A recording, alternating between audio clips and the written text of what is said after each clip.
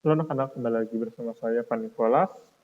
Nah anak-anak, sebelum kita mulai pembelajaran hari ini, saya ingin memberikan tepuk tangan dulu untuk kalian karena telah menyelesaikan PTS dengan baik. Kita tepuk tangan dulu.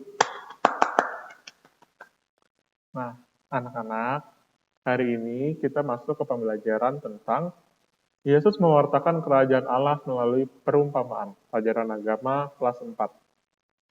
Sebelum kita masuk ke pembelajaran, ada 3 tujuan pembelajaran. Yang pertama, menjelaskan maksud dan tujuan perumpamaan. Yang kedua, menyalin puisi yang mengajarkan arti kehidupan, atau kalian bisa membuat pantun nanti. Lalu menjelaskan maksud Yesus memberikan pengajaran dengan perumpamaan. Anak-anak, sebelum kita masuk mulai pembelajaran hari ini, ada baiknya kita untuk berdoa pembuka dulu. Semua mengambil sikap doa yang baik. Marilah kita bersatu dalam doa dalam nama Bapa dan Putra dan Roh Kudus. Amin. Allah Bapa di surga, Yesus Kristus dalam karyanya mengajarkan para murid dengan perumpamaan. Bapa, bantulah kami agar dapat mengerti arti dari perumpamaan tentang kerajaan Allah. Demi Kristus, Tuhan dan pengantar kami. Amin. Dalam nama Bapa dan Putra dan Roh Kudus. Amin. Nah, anak-anak, perumpamaan itu sama dengan ibarat atau sama dengan pengandaian. Tentu mengerti dong pengandaian. Contohnya, ketika kamu ingin diajarkan sesuatu oleh ayah dan ibu kamu, lebih mudahnya untuk menggunakan pengandaian atau perumpamaan. Itu kenapa? Nanti kita akan ketahui bersama-sama. Perumpamaan digunakan untuk menjelaskan sesuatu yang rumit agar menjadi mudah. Perumpamaan juga digunakan untuk mengajarkan atau memasukkan suatu nilai. Salah satu contoh penerapan dari perumpamaan adalah peribahasa, contoh, ataupun dongeng. Jadi, kita bisa lihat di sini kalau misalkan contoh dari peribahasa itu, contoh dari perumpamaan itu adalah peribahasa. Peribahasa itu contohnya adalah yang di sini. Berakit-akit dahulu, berenang-renang kemudian. Artinya kita harus bersakit-sakit dahulu, baru nanti kita bisa senang-senang. Kalau diterapkannya dalam kehidupan sehari-hari adalah kita belajar setiap hari, kita belajar dulu untuk mendapatkan nilai yang baik. Seperti itu kurang lebih contohnya. Atau bisa juga di mana bumi diinjak, di situ langit dijunjung. Artinya, ketika kamu berada dimanapun, disitulah peraturan yang harus kamu patuhi. Contohnya kalau kita pergi ke Singapura atau kita pergi ke Malaysia, di situ peraturan yang ada di negara itulah yang harus kita patuhi. Atau kalau kita pergi ke rumah teman kita atau ke rumah saudara kita, di situ pasti ada peraturan yang harus kita patuhi. Gitu anak-anak. Yesus mengajarkan kerajaan Allah menggunakan perumpamaan untuk apa sih? Nah, kita akan ketahui sebentar lagi.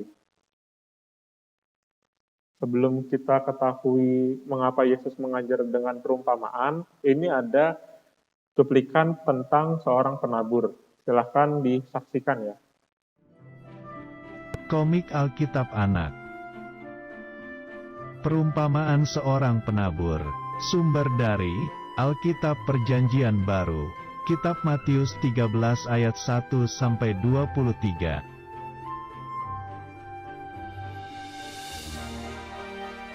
Suatu hari, ada seorang penabur yang keluar untuk menabur benih yang jatuh di atas 4 jenis tanah.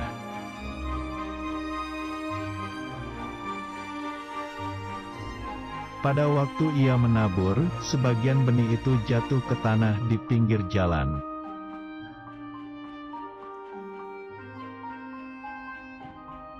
Lalu datanglah burung dan memakan benih itu semua sampai habis dan tidak berbuah.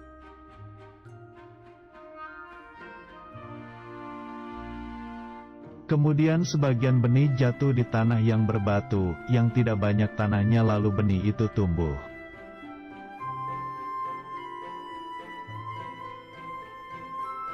Tetapi setelah matahari terbit, benih itu menjadi layu dan kering karena tidak berakar dan tidak berbuah.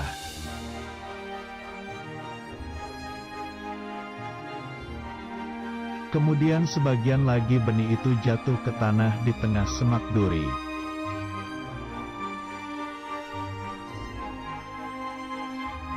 Lalu makin besar semak duri itu dan menghimpit benih yang tumbuh itu sampai mati dan tidak berbuah.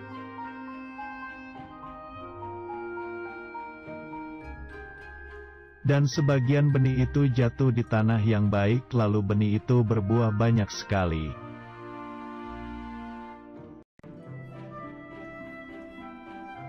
Benih itu ada yang berbuah 30 kali lipat, ada yang 60 kali lipat dan ada yang 100 kali lipat.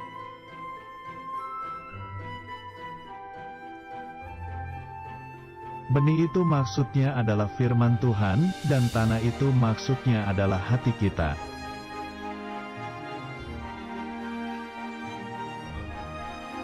Benih yang di pinggir jalan adalah firman yang hanya didengar saja dan tak memperhatikan firman itu, lalu datang si jahat yang mengambil firman itu di hatinya.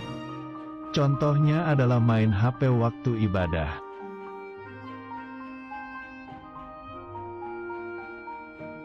Benih yang di tanah berbatu adalah firman yang hanya didengar saja dan tak mempelajari firman itu, lalu datang masalah yang menjauhkan firman itu di hatinya. Contohnya adalah malas membaca Alkitab.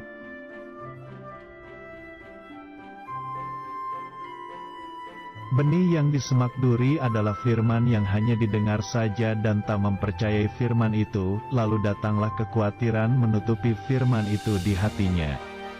Contohnya adalah takut akan hari esok.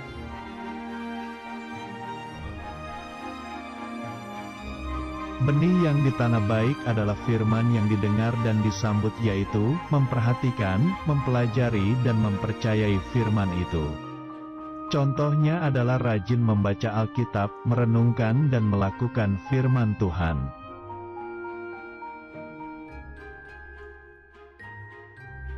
Firman Tuhan. Jadi, iman timbul dari pendengaran, dan pendengaran oleh firman Kristus. Kitab Roma 10 ayat 17.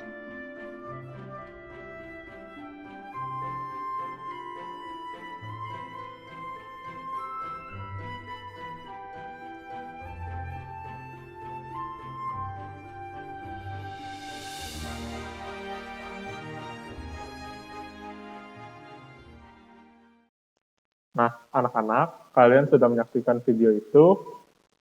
Marilah kita bahas mengapa Yesus mengajarkan kerajaan Allah melalui perumpamaan. Yesus mengajarkan melalui perumpamaan karena Yesus mengajar berbagai macam kalangan masyarakat. Contohnya adalah nelayan, petani. Di situ juga ada orang-orang tua, orang-orang imam-imam kepala, orang-orang Lewi, dan sebagainya. Seringkali Yesus ditanya jawab oleh orang-orang Lewi, para pemuka-pemuka agama di sana. Yesus menjawabnya dengan perumpamaan. Tujuannya Yesus mengajar melalui banyak perumpamaan adalah agar orang-orang mengerti apa yang diajarkan oleh Yesus.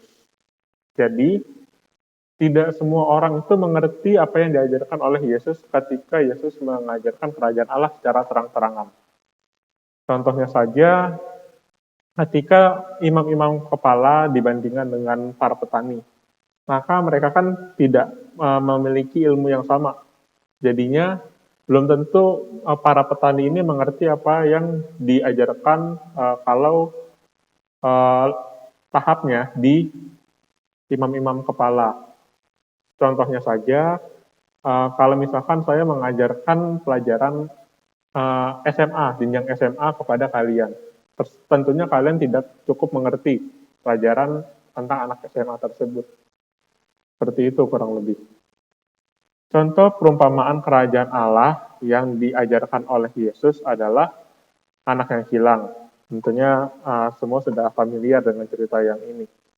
Seorang penabur yang kalian bisa baca di buku cetak kalian halaman 42 sampai dengan 43. Lalu harta yang terpendam, yang kalian bisa baca juga di halaman 43 dan lain-lain. Lalu kita buka buku cetak yuk, halaman 45 sampai dengan 47. Di sini ada rangkuman dan ada soal-soal. Kita jawab sebentar-sebentar ya. Kita jawab sedikit-sedikit. Yesus mewartakan kerajaan Allah dengan perumpamaan, atau pepatah, atau ungkapan, atau peribahasa. Yesus menggunakan perumpamaan agar para murid atau orang-orang yang sederhana dapat mengerti apa yang diajarkan oleh Yesus. Yang tadi saya bilang, kenapa Yesus mengajarkan perumpamaan kepada petani, kepada ahli-ahli Taurat dan imam-imam kepala, karena mereka tidak memiliki pengetahuan yang sama. Jadi, ketika para petani ini diajarkan oleh Yesus, Yesus harus menggunakan perumpamaan yang sesederhana mungkin agar seorang petani pun mengerti. Contohnya, seorang penabur. Petani itu sudah terbiasa menanam, sudah terbiasa untuk berada di ladang, sudah terbiasa untuk mengurusi tanaman. Ketika seorang petani diajarkan tentang kerajaan Allah melewati perumpamaan seorang penabur, mereka mengerti, oh maksudnya Yesus itu seperti ini. Jadi levelnya cocok gitu loh, pemahamannya cocok. Setiap perumpamaan memiliki arti tersendiri. Misalnya, perumpamaan tentang penabur. Yang dimaksudkan dengan penabur adalah Yesus yang mewartakan Injil. Lalu sedangkan yang dimaksud dengan benih adalah sabda. Lalu pinggir jalan adalah batu-batu, semak belukar, dan tanah yang baik merupakan hati kita. Jadi kalau ditanya oleh saya entah di ulangan, entah di PAS, atau di penugasan, apa sih arti dari seorang penabur? Apa sih arti dari benih? Apa sih arti dari pinggir jalan? Jawabannya ada di sini ya. Kalau penabur adalah Yesus sendiri, kalau benih adalah sabda, kalau pinggir jalan adalah hati kita. Sementara perumpamaan tentang harta yang terpendam adalah kerajaan Allah merupakan hal yang utama, sehingga kita harus memperjuangkannya secara penuh, bahkan rela meninggalkan hal-hal lain demi kerajaan Allah. Tentunya hal-hal lain ini hal-hal yang tidak penting ya. Kalau misalkan pekerjaan, rumah tangga, dan sebagainya itu adalah hal-hal yang penting, maka harus didahulukan. Bukan berarti kerajaan Allah nomor 2 kan, tetapi sama pentingnya. Lalu kita jawab pertanyaan dulu yang halaman 46, pilihan ganda 1-3. Pada waktu mengajar tentang kerajaan Allah, Yesus menggunakan perumpamaan ya anak-anak, jawabannya yang B. Lalu kerajaan Allah akan terwujud secara sempurna, yaitu pada akhir zaman. Kenapa? Karena pada akhir zaman semuanya akan diadili, semua manusia akan diadili. Kerajaan Allah itu sudah dapat dirasakan ketika kita berada di dunia, yakni ketika kita berbuat adil. Nah, ini penting. Berbuat adil ini bukan berarti semua sama rata sama rasa, tetapi berbuat adil berarti memberikan sesuai dengan haknya. Memberikan seseorang itu sesuai dengan haknya. Itu namanya adil. Kerajaan Allah adalah situasi yang sangat damai. Jadi situasi ini menggambarkan suatu kondisi. Kondisi itu contohnya kalau kelas kita ramai, kelas kita sepi, kelas kita aktif, kelas kita pasif, itu adalah kondisi. Ketakutan, kecemasan, marah, itu ketakutan sih. Ketakutan adalah satu bentuk situasi. Bisa bentuk emosi juga, bisa bentuk rasa juga, tapi ketakutan juga bisa ada di situasi. Mencekam, tepatnya. Mencekam itu ketakutan suasananya. Berarti kerajaan Allah adalah situasi yang sangat damai, di mana semuanya itu hidup damai, hidup rukun, itu adalah kerajaan Allah. Kerajaan Allah juga bisa ada di dunia, seperti pertanyaan nomor 3 tadi, ketika kita semua berbuat adil. Yang menjadi raja dalam kerajaan Allah adalah tentunya Allah sendiri, karena itu adalah kerajaan Allah. Allah lah yang meraja. Lalu nomor 3, sikap yang diperlukan untuk menciptakan kedamaian dalam masyarakat adalah, ayo apa?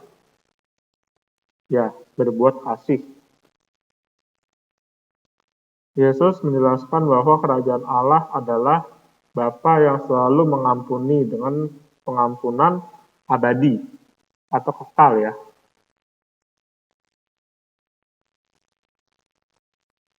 Yesus pergi ke rumah ibadat tentunya pada hari Sabat. Oke anak-anak. Penugasan sudah ada di Edmundo, jangan lupa dikerjakan. Lalu kita berdoa penutup, semua mengambil sikap doa yang baik. Marilah kita bersatu dalam doa, dalam nama Bapa dan Putra dan Roh Kudus. Amin. Ya Bapa, terima kasih karena Engkau selalu memberkati kami. Ya Bapa, bantulah kami agar kami dapat lebih mengerti tentang ajaran-Mu. Bantulah kami agar bisa mewakilkan kerajaan Allah melalui perbuatan kami. Amin. Demi Kristus, Tuhan dan pengantara kami. Amin. Dalam nama Bapa, Putra dan Roh Kudus. Amin. Sampai jumpa semuanya. Dadah.